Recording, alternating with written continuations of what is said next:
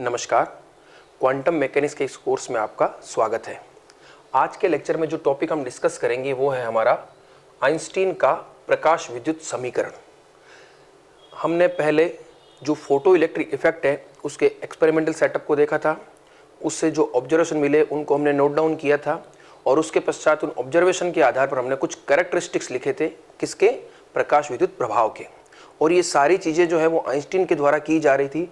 तो ये सब कुछ एक्सपेरिमेंटल सेटअप, ऑब्जर्वेशंस और इन सब के आधार पर फिर आइंस्टीन ने क्या किया था, एक इक्वेशन दी थी जिसे हम कहते हैं आइंस्टाइन्स फोटो इलेक्ट्रिक इक्वेशन। ये कोई नई नहीं है, जो समीकरण आपने पहले पढ़ी है उन्हीं को हम व्यवस्थित रूप में यहाँ पर लिखने वाले हैं, लेकिन बहुत ही इंपॉर्टेंट टॉपिक है। अब इस टॉपिक को हम आगे बढ़ाएं उससे पहले कुछ एक दो चीज़ें हमें थोड़ी सी सीखनी पड़ेगी। आप ध्यान से सुनिएगा।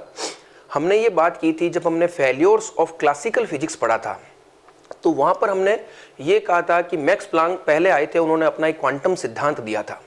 वो सिद्धांत क्या है उसको हम डिटेल में तो कभी आगे और उसका एक सेपरेट लेक्चर में चर्चा करेंगे, लेकिन अभी मैं आपको एक बेसिक आइडिया देता हूँ कि प्लांक का क्वांटम सिद्धांत क्या था। प्लांक ने बस इतनी सी बात कही थी कि जो ऊर्जा का अवशोषण और उत्सर्जन होता है, ठीक है ना, क्योंकि हमने क्या कहा था, ब्लैक बॉडी रेडिएशन में हमने क्या कहा था, एब्जॉर्बर और इमिटर। तो उस रूप में अगर देखा जाए तो ऊर्जा का जो अवशोषण या उत्सर्जन है वो, शब्द में लिख रहा हूं ध्यान से सुनना, वो सतत ना होकर विविक्त होता है। बहुत इंपॉर्टेंट वर्ड है ये, ध्यान से सुनना आप एक बार, एक सेकेंड। सतत ना होकर विविक्त होता है। मैं एक और वापिस लिखता हूं, दो शब्द लिखूंगा, एक तो लिखा मैंने सतत और एक शब्द लिखा मैंने विविक्त। इंपॉर्टेंट शब्द दोनों। सतत का मतलब तो सिंपल सा हो गया इंग्लिश में कंटिन्यूअस, और विविक्त का मतलब हो गया डिस्क्रीट। आप थोड़ा इसको समझिए। तो प्लांक क्या कह रहा है कि ऊर्जा का जो अवशोषण या उत्सर्जन है, सपोज करो मान लो आपके पास कोई दो एनर्जी लेवल्स हैं, तो कोई भी इलेक्ट्रॉन या कोई भी पार्टिकल यहाँ से यहाँ जा रहा है तो उसको वो कब जाएगा, जब कुछ ऊर्जा अवशोषित करेगा, और जब यहाँ से यहाँ आएगा तो क्या करेगा, कुछ ऊर्जा विकिरित करेगा या उत्सर्जित करेगा। तो प्लांक ये कह रहे हैं कि ये जो ऊर्जा का अवशोषण उत्सर्जन है वो सतत नहीं है। ऐसा नहीं है कि कोई पार्टिकल मान लो थोड़ी ऊर्जा लेके यहाँ जाएगा, फिर थोड़ी ऊर्जा लेके यहाँ जाएगा, फिर थोड़ी ऊर्जा लेके यहाँ जाएगा, फिर यहाँ चला जाएगा। ऐसा नहीं होगा। पार्टिकल यहाँ से यहाँ सीधा जाएगा और तभी जाएगा जब इस एनर्जी गैप के बराबर उसको ऊर्जा मिले। तो जो ऊर्जा का मान है वो कंटिन्यूअस नहीं है, वो कैसा है, विविक्त यानी डिस्क्रीट। इसको आप कैसे समझ सकते हो, जैसे मान लीजिए आप कोई वस्तु खरीदने गए, ठीक है, उसका मूल्य सपोज करो 160.25 रुपए है, यानी 160.25 पैसे है। अब यहां पर आप समझिए, आपके पास अभी जो चलन में करेंसी है वो मिनिमम करेंसी क्या, 1 रुपए है। तो आप एक एक के गुणज के रूप में, ठीक है ना, एक एक के गुणज के रूप में पैसे दे सकते हो। कि आप 0.25 दे सकते हो, नहीं दे सकते, 0.12 दे सकते हो, नहीं दे सकते। तो ठीक वही बात है, ऊर्जा का मान जो होगा वो एक फिक्स रेंज में होगा, एक अभी मैं पैरामीटर लिखूंगा उसके गुणज के रूप में होगा।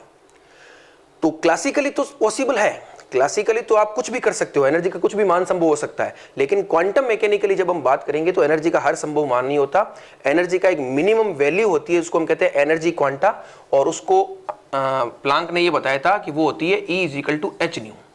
ये बहुत इंपॉर्टेंट इक्वेशन है। तो आपको सिर्फ इतना ध्यान रखना है कि E = h न्यू वो है मिनिमम एनर्जी क्वांटा, ठीक है ना।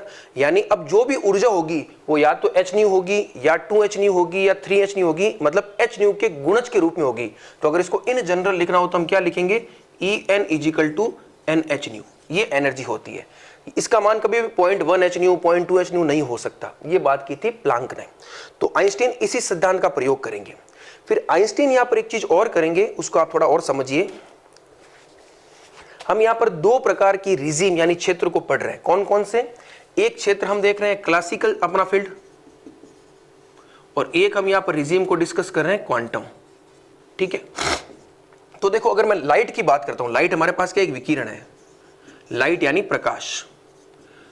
तो अगर आपसे पूछा जाए कि प्रकाश की प्रकृति कैसी होती है, तो आप एकदम आसानी से बता दोगे कि प्रकाश की जो प्रकृति होती है वो तरंगीय प्रकृति होती है, वेव नेचर होती है। ये इन जनरल कोई भी व्यक्ति को अगर पूछा जाए जो क्वांटम मैकेनिक्स जिसने ना पढ़ी हो ना जानता हो, और क्लासिकली अगर बात करें तो हम क्या कह सकते हैं, प्रकाश की तरंगीय प्रकृति होती है, उसकी वेव नेचर होती है। क्यों, क्योंकि उसका कुछ वेवलेंथ होता है, उसकी कुछ फ्रीक्वेंसी होती है। तो सारे गुण किसके हैं, तरंगीय प्रकृति के हैं, ठीक है। लेकिन आइंस्टाइन ने यह बताया था कि प्रकाश की केवल तरंगीय प्रकृति नहीं होती है। यह बहुत इंपॉर्टेंट चीज, आप ध्यान से सुनिएगा। आइंस्टाइन ने यह कहा था जो प्रकाश है वो फोटोनों से मिलकर के बना है। किससे मिलकर बना है? फोटोन से। और फोटोन होता है एक पार्टिकल जिसकी ऊर्जा h न्यू के बराबर होती है। एक फोटोन की ऊर्जा क्या होती है? h new. लेकिन ये होता क्या, इसकी नेचर क्या होती है? पार्टिकल नेचर होती है। और प्रकाश अगर फोटोनों से मिलकर के बना है तो प्रकाश की कौन सी प्रकृति होनी चाहिए? कणीय प्रकृति, जिसको हम कहते हैं पार्टिकल नेचर। तो यहां पर एक प्रकार का द्वंद्व, जिसको हम कहते हैं डिलीमा टाइप का हो गया कि प्रकाश की प्रकृति होगी क्या? तरंगी होगी, कणी होगी। तो यहां पर एक शब्द आता है, मैं यहां लिखता हूं, प्रकाश की द्वैत प्रकृति। क्या शब्द आता है? प्रकाश की द्वैत प्रकृति। द्वैत प्रकृति का मतलब हो गया डुअल नेचर। तो डुअल नेचर का मतलब क्या हो गया कि प्रकाश की तरंगे प्रकृति भी होती है और कणीय प्रकृति भी होती है। ऐसा नहीं है कि केवल ये होगी या केवल ये होगी, दोनों ही होती है। कुछ इवेंट्स को हम तरंगी प्रकृति के आधार पर समझाते हैं, जबकि कुछ इवेंट्स को हम किसके आधार पर समझाते हैं? कणीय प्रकृति के आधार पर समझाते हैं। तो प्रकाश की तरंगी प्रकृति एक तरह से क्लासिकल कॉन्सेप्ट है और प्रकाश की कणीय प्रकृति एक तरह से क्वांटम कॉन्सेप्ट है। ये ध्यान रखना, इसको हम कहते हैं ड्यूअल नेचर ऑफ लाइट। ठीक है ना, प्रकाश की द्वैत प्रकृति। ये बहुत इंपॉर्टेंट चीज है जो आपको ध्यान रखनी है। तो जब हम इस टॉपिक को स्टार्ट करें तो उससे पहले मैंने आपको बता दिया प्लांक का क्वांटम सिद्धांत के ऊर्जा का अवशोषण या उत्सर्जन सतत न होकर के विविक्त होता है, डिस्क्रीट होता है। और प्रकाश की एक तरह से दोनों ही प्रकार की प्रकृति होती है, तरंगे भी होती है और कणीय भी होती है। तो आइंस्टीन ने इसी चीजों का प्रयोग करते हुए अपनी एक समीकरण दी थी, उसको आप नोट कीजिए। वो क्या है? उसमें आप एक लाइन लिखिए,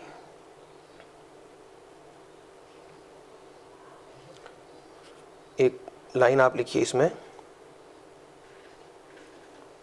मैं इसको थोड़ा साफ कर देता हूं।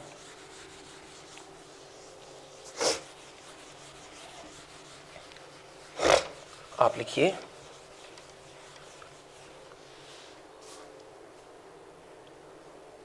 आप लिखिए, सन 1905 में आइंस्टीन ने, मैं शॉर्ट में लिख रहा हूं, फोटो इलेक्ट्रिक इफेक्ट, प्रकाश विद्युत प्रभाव की व्याख्या करने के लिए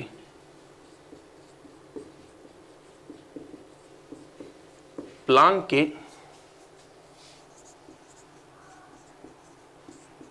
क्वांटम सिद्धांत को प्रयुक्त किया, यानी इसने काम में लिया। इसके अनुसार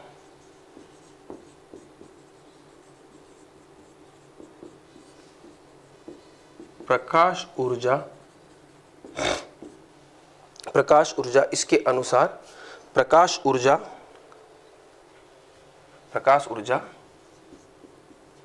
विविध इकाइयों की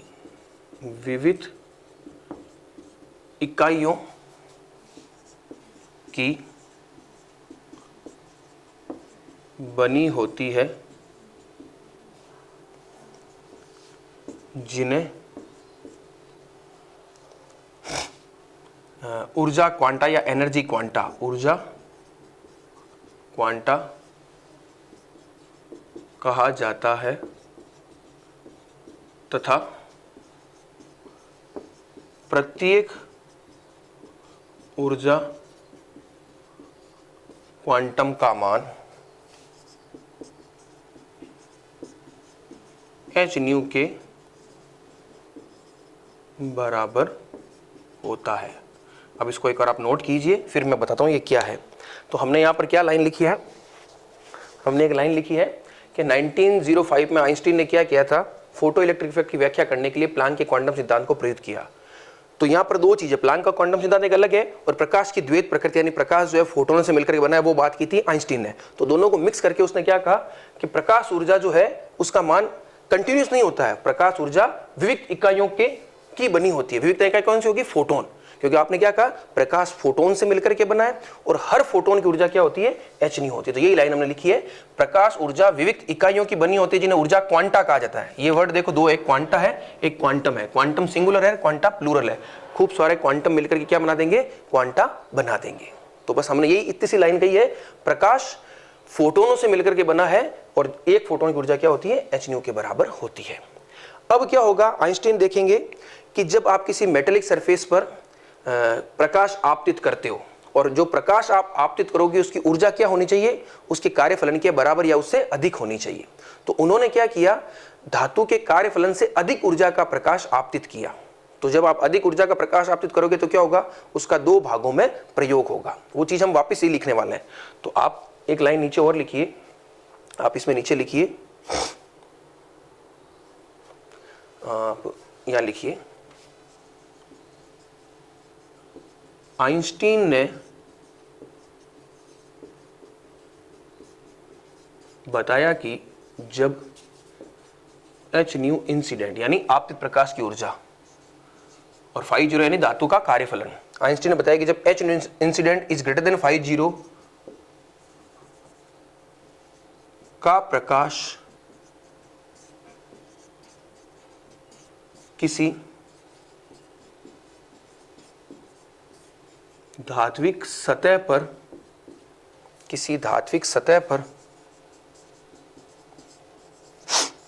आपतित किया जाता है तो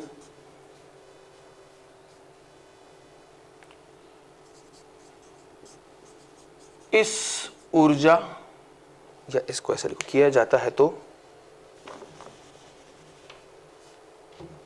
जाता है तो इलेक्ट्रॉनों द्वारा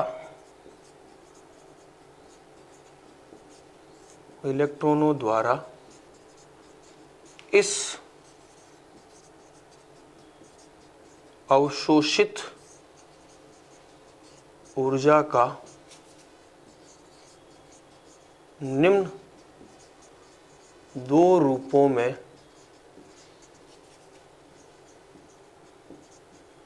प्रयोग होता है। तो आइंस्टीन ने क्या कहा कि जब आप H nu incident is greater then 50 ऊर्जा का प्रकाश किसी धात्विक सतह पर डालोगे तो क्या होगा, इस ऊर्जा को धातु की सतह के इलेक्ट्रॉन अवशोषित करेंगे, और जब अवशोषित करेंगे तो उसका 2 प्रकार से उपयोग होगा। क्या क्या होगा, वही बात है जो आप पहले से लिख चुके हो। तो आप लिख लीजिए नंबर एक क्या लिखोगे कि जो 50 के बराबर ऊर्जा है वो तो धात्विक सतह से इलेक्ट्रॉनों को उत्सर्जित करने में प्रयुक्त होगी। किसमें प्रयुक्त होगी, उत्सर्जित करने में। तो नंबर 1 लिख लीजिए आप, 50 is equal to H nu T H, ऊर्जा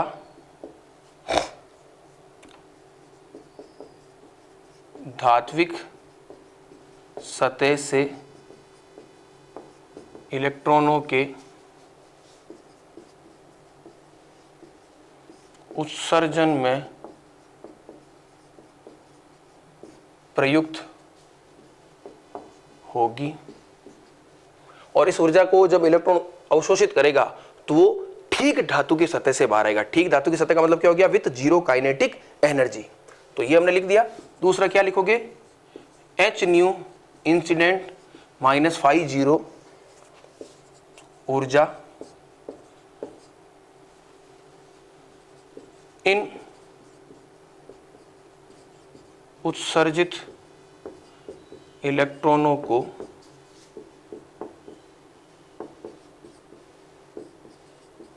गतिज ऊर्जा प्रदान करती है। ये जो रिमेनिंग एनर्जी है वो इन उत्सर्जनों को क्या करती है, गतिज ऊर्जा प्रदान करती है। तो यहां पर एक इक्वेशन क्या हो जाएगी, देखो एच न्यू इंसिडेंट आपने आपतित किया, इसका 50 भाग तो इलेक्ट्रॉन को बाहर निकालने में प्रयुक्त हो गया, और जो रिमेनिंग है वो क्या करेगा, इन उत्सर्जित इलेक्ट्रॉनों को गतिज ऊर्जा प्रदान करेगा। तो यहां पर मैं क्या लिख सकता हूं, काइनेटिक एनर्जी मैक्सिमम। ये हम जानते हैं। इसको थोड़ा और समराइज करें तो हम क्या लिख सकते हैं, H nu incident equal to 50 हमारा क्या होता है, एच न्यू टी एच होता है, ठीक है, प्लस इसको मैं लिख सकता हूं half M V maximum square. तो ये आपकी इक्वेशन आ गई, और इसी इक्वेशन को हम क्या कहते हैं, आइंस्टीन की प्रकाश विद्युत समीकरण। तो यहां पर आप नीचे लिख लीजिए, ये समीकरण क्या है, आइंस्टीन की प्रकाश विद्युत समीकरण है। अब देखो इसको थोड़ा और मॉडिफाई करते हैं। मेन समीकरण तो आपकी ये आ गई, ठीक है ना, इसको थोड़ा और मॉडिफाई करते हैं। आपने एक स्टॉपिंग पोटेंशियल का कॉन्सेप्ट पढ़ा था, वो क्या था, आपने ये देखा था, आपने पूरा एक्सपेरिमेंटल सेटअप किया, प्लेट ए और सी थी, पहले आपने पॉजिटिव डायरेक्शन में विभव को बढ़ाया तो सारे इलेक्ट्रॉन प्लेट ए से जो उत्सर्जित हो रहे हैं वो सी तक पहुंच रहे हैं, जिससे प्रकाश विद्युत धारा का मान बढ़ रहा है। फिर आपने क्या किया था, उस आरोपित विभवांतर जो था या विभव था उसकी पोलरिटी को बदल दिया, उसकी ध्रुवता को पलट दिया, तब इलेक्ट्रॉन क्या होंगे, वापस C से A की तरफ जाएंगे। तो जब वो C से A की तरफ जा रहे हैं तो प्रकाश विद्युत ऊर्जा का धारा का मान क्या हो रहा है, कम हो रहा है। क्या हो रहा है, कम हो रहा है।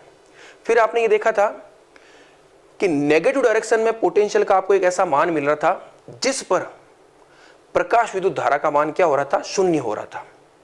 और उस स्थिति में हो क्या रहा था कि जो इलेक्ट्रॉन पहले अधिकतम गतिज ऊर्जा के साथ उत्सर्जित हुआ था वो भी अब प्लेट सी से ए की तरफ पहुंच गया है।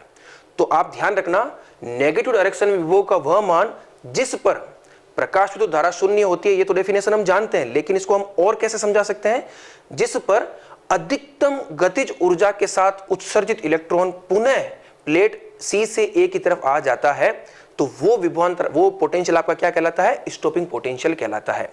तो स्टॉपिंग पोटेंशियल हमारे पास क्या था, आप लिखिए आगे यहां पर, यदि स्टॉपिंग पोटेंशियल V0 हो तब, तो ये V0 पोटेंशियल है, तो पोटेंशियल के करस्पॉन्डिंग ऊर्जा क्या होती है, जब मैं इसको E से गुणा कर दूंगा तो E V0 क्या होगी, ऊर्जा होगी। और ये ऊर्जा किस काम में आ रही है कि जो अधिकतम गतिज ऊर्जा के साथ इलेक्ट्रॉन था उसको वापस खींचने में काम आ रही है। तो इसका मान किसके बराबर हो जाएगा, इसका मान हो जाएगा हाफ mv मैक्सिमम स्क्वायर के बराबर हो जाएगा। ये बहुत इंपॉर्टेंट इक्वेशन है, मेरे हिसाब से आप इसको इजीली समझ गए होंगे। ये ऊर्जा वो है जिससे इलेक्ट्रॉन अधिकतम गतिज ऊर्जा के साथ उत्सर्जित हुआ है। और आपको क्या करना है, स्टॉपिंग पोटेंशियल वो है जब सारे इलेक्ट्रॉन को आप खींच लोगे, ठीक है ना, प्रकाश धारा का मान शून्य हो जाएगा। तो सारे खींचने का मतलब है जो अधिकतम ऊर्जा के साथ गया उसको वापस खींचना है, तो उसके लिए कितनी ऊर्जा चाहिए, जितनी ऊर्जा उसकी है उसके बराबर चाहिए। तो उसकी ऊर्जा को हमने क्या लिया, EV0 equal to half mv maximum square. तो ये एक इंपॉर्टेंट इक्वेशन है, ये न्यूमेरिकल में आपके बहुत काम आने वाली है। और वहां पर हमने एक बात ये भी कही थी कि जो स्टॉपिंग पोटेंशियल है वो केवल और केवल गतिज ऊर्जा को निर्धारित कर रहा है, याद रखना आप इसको, ठीक है ना। ये पूरी तरह से गतिज ऊर्जा पर निर्भर कर रहा है। अगर उत्सर्जित इलेक्ट्रॉन की गतिज ऊर्जा ज्यादा है तो उसका स्टॉपिंग पोटेंशियल भी क्या होगा, ज्यादा होगा। अब इन दोनों को हम क्या कर लेते हैं, कंबाइन कर लेते हैं और एक नया फॉर्म और बना लेते हैं। तो इन दोनों को अगर मैं कंबाइन करता हूं तो मेरे पास क्या आ जाएगा, H nu incident H nu TH plus EV0। तो ये भी आपकी आइंस्टीन की प्रकाश विद्युत समीकरण ही है, सब एक ही है, ठीक है ना, ये एक रूप है। तो ये देखो H nu incident H nu TH equal to EV0। अब यहां से मैं थोड़ा इसको और मॉडिफाइड करता हूं। अगर मैं इस V0 को इधर रखता हूं, इस इक्वेशन से देखिए V0, और इसको इधर भेज देता हूं और E का भाग दे देता हूं, तो मेरे पास क्या इक्वेशन आएगी, H upon E new incident minus H upon E new TH। ये मेरे पास एक इक्वेशन आ गई, ठीक है। अब इस इक्वेशन से मैं क्या करने वाला हूं, आप देखिए, मैं यहां पर एक ग्राफ प्लॉट करूंगा। पहले तो आप देखिए इस इक्वेशन में कांस्टेंट राशि कौन सी है, वेरिएबल कौन सा है, तो V0 तो वेरिएबल है, H न्यू इंसिडेंट भी वेरिएबल है क्योंकि आप आपसी प्रकाश की आवृत्ति को बदल सकते हो। लेकिन जो न्यू TH है, S तो कांस्टेंट है, E कांस्टेंट है, न्यू TH फिक्स होता है। क्यों, क्योंकि आपने अगर एक मेटल फिक्स कर दी तो उसके लिए न्यू TH का मान सदैव फिक्स होता है। हमने पहले भी कहा था कि जो दहली आवृत्ति होती है वो किसी धातु विशेष का अभिलाक्षणिक होती है। हाँ, धातु बदलोगे तो इसका मान बदल जाएगा, लेकिन अगर धातु फिक्स है तो इसका मान फिक्स रहेगा। तो ये एक तरह से कांस्टेंट हो गया। तो आपका जो ग्राफ बनेगा वो बनेगा न्यू इंसिडेंट और V0 में। तो देखिए मैं इस तरह से इस ग्राफ को बना लेता हूं। आप एक काम कीजिए, इसको सिस्टमेटिक तरीके से बनाइए, न्यू इंसिडेंट और V0 में। तो यहां पर देखो मैं अब लिखता हूं न्यू इंसिडेंट, आवृत्ति चेंज करूंगा तो स्टॉपिंग पोटेंशियल पर क्या प्रभाव पड़ेगा, बहुत इंपॉर्टेंट ग्राफ है, इससे अभी इंपॉर्टेंट निष्कर्ष निकलेगा, मैं आपको समझाऊंगा। न्यू इंसिडेंट को चेंज करोगे तो V0 बदलेगा किस रूप में, इस समीकरण के रूप में। तो ये एक तरह से देखो y equal to mx plus c के रूप में, जो सरल रेखा का समीकरण है, y equal to mx plus c। तो यहां पर c आपका ये हो गया एक तरह से कांस्टेंट। तो इसका ग्राफ कैसा बनेगा आप सोच के देखिए, इंटरसेप्ट नेगेटिव डायरेक्शन में जा रहा है, तो ये ग्राफ कुछ आपका इस तरह से बनेगा। यहां पर ये जो पॉइंट है, ये पॉइंट क्या शो कर रहा है, ये वो पॉइंट है, ये न्यू इंसिडेंट का वो मान है जिस पर V0 क्या है, 0 है। तो V0 0 अगर करता हूं तो न्यू इंसिडेंट का मान किसके बराबर आएगा, न्यू TH के बराबर आएगा। तो यहां पर जो आवृत्ति है वो क्या है, न्यू TH है। और ये जो इंटरसेप्ट कटा है आपका ये वाला, ये इंटरसेप्ट क्या हो जाएगा, H upon E new TH, ये इंटरसेप्ट आपका, ठीक है। तो इस प्रकार से एक ग्राफ बनेगा, बहुत इंपॉर्टेंट है। जब एग्जाम में आपसे आइंस्टीन की प्रकाश विद्युत समीकरण पूछे तो आपको ये सब कुछ लिखना है, ये ग्राफ भी बनाना है। ये ग्राफ मैं क्यों बना रहा हूं? क्योंकि मैं न्यू इंसिडेंट और V0 में एक रिलेशन प्राप्त करने का या उसको थोड़ा इंटरप्रेट करने का, उसको थोड़ा समझाने का प्रयास कर रहा हूं। ठीक है, तो आप देख लीजिए। अब इससे क्या पता चला, आप सोचिए। इससे यह पता चल रहा है कि न्यू इंसिडेंट और V0 में एक तरह से प्रत्यक्ष संबंध है। अगर आपतित प्रकाश की आवृत्ति को आप बढ़ाओगे, ठीक है ना, तो उससे होगा क्या? सपोज करो आपके पास आपतित प्रकाश की आवृत्ति, पहले आपने यहां समझो, देखो 100 यूनिट रखी और 40 यूनिट उसका एक तरह से क्या है, वर्क फंक्शन है। तो रिमेनिंग जो 60 यूनिट एनर्जी है वो क्या करेगी, उस इलेक्ट्रॉन को गतिज ऊर्जा प्रदान करेगी। अब मान लीजिए आपने न्यू इंसिडेंट क्या कर लिया, 130 कर लिया, तो 40 तो उतने में काम आएगी, लेकिन जो रिमेनिंग 90 है वो क्या करेगी, उसको गतिज ऊर्जा प्रदान करेगी। तो आपको यहां पर क्या चीज समझ में आ रही है, अगर आपतित प्रकाश की आवृत्ति को मैं बढ़ाता हूं तो उससे उत्सर्जित इलेक्ट्रॉन की गतिज ऊर्जा बढ़ती है, और अगर उत्सर्जित इलेक्ट्रॉन की गतिज ऊर्जा बढ़ेगी तो उन इलेक्ट्रॉनों को वापस प्लेट C से A की तरफ लाने के लिए आपको नेगेटिव डायरेक्शन में पोटेंशियल भी ज्यादा बढ़ाना पड़ेगा, अर्थात स्टॉपिंग पोटेंशियल का मान भी बढ़ेगा। ये बहुत इंपॉर्टेंट चीज है। यानी कहने का मतलब हो गया, स्टॉपिंग पोटेंशियल सीधा सीधा उत्सर्जित इलेक्ट्रॉन की गतिज ऊर्जा से संबंधित है, और उत्सर्जित इलेक्ट्रॉन की जो गतिज ऊर्जा है वो सीधी सीधी आपतित प्रकाश की आवृत्ति पर निर्भर करती है। अगर आपतित प्रकाश की आवृत्ति ज्यादा है तो उत्सर्जित इलेक्ट्रॉन की गतिज ऊर्जा ज्यादा, और अगर उत्सर्जित इलेक्ट्रॉन की गतिज ऊर्जा ज्यादा है तो स्टॉपिंग पोटेंशियल का मान भी क्या होगा, ज्यादा होगा। यहां पर तीव्रता का कोई लेना देना नहीं है, ये बहुत इंपॉर्टेंट निष्कर्ष है। तो ये सारी चीजें थी जो मैंने आपको बता दी। आप बिल्कुल सिस्टमेटिक तरीके से लिखिए, ये सारे इक्वेशंस निकाल करके लाइए, ये बहुत इंपॉर्टेंट इक्वेशन है, ठीक है ना। फिर ये आपको इस तरह से V0 न्यू इंसिडेंट में ग्राफ बनाना है और सब कुछ आपको सिस्टमेटिक तरीके से एक्सप्लेन करना है। तो ये टॉपिक था हमारा आइंस्टीन का प्रकाश विद्युत समीकरण, जो अपने आप में एक बहुत इंपॉर्टेंट टॉपिक है। अब हम लोग इस टॉपिक को यहीं पर कंप्लीट करेंगे और फिर हम लोग कुछ न्यूमेरिकल प्रैक्टिस भी करेंगे, वो हम नए लेक्चर में या नए सेशन में करेंगे। Thank you.